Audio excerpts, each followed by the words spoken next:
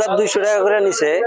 যখন কুতুবুদ্দিন, আফজাল হক, তার হচ্ছে দুইজনের নাম মনে আছে, আঙ্গের এইখানের মধ্যে দুইজন কি করছে লইছে যে আমার এগুলা মাটি ক্যাচ করা হয়েছে, আপনটা পাট্টা হবো এই হিসাবে নিছে।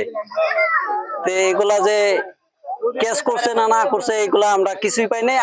সরকারে এসে আমাদের বাড়ি ঘর সব ভাঙিয়ে দিয়ে গেল, নিচে 4,200 টাকা করে। আমার থেকে নিচ্ছে কুতুব।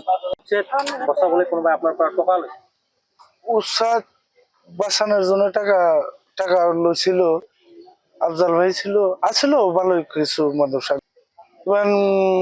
আগর নিছিল 2,000, 2,000 এই টাকাটা কুতুবুদ্দিন তো আঙ্গুরে ওই এই অঞ্চলের ছবি আলী এইবিলাকে উঠাইছে।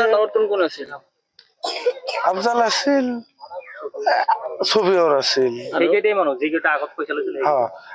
এই সকল দ্বাৰা আজি ইয়াত নিপাত আজি নাই, পলায়ন হৈ আছে। গতিকে আমি আজি ইয়াত গ্ৰাউণ্ড জিৰ' ৰিপৰ্ট মতে আমি ৰাইজৰ পৰা আমি শুনিব পাইছো, ইয়াৰ বিডিবি ছেক্ৰেটাৰী আফজাল হক, এই আফজাল হক আৰু লগত ছবিৰ নামৰ কেইবাগৰাকী এটা গ্ৰুপে 4,200 টকাকৈ উঠাই লৈ এইসকল মানুহক এটা মানে ভুৱা প্ৰচাৰ চলাইছিল বা ভুৱা মানে ভয় দেখুৱাই পইচা উঠাইছিলে যে উঠোৱাৰ পিছত আপোনালোকৰ উচ্ছেদ নহয়। কিন্তু আজি এইটো নহয়, পইচাখিনি ক'ত গৈছে কোনো হিচাপ নাই।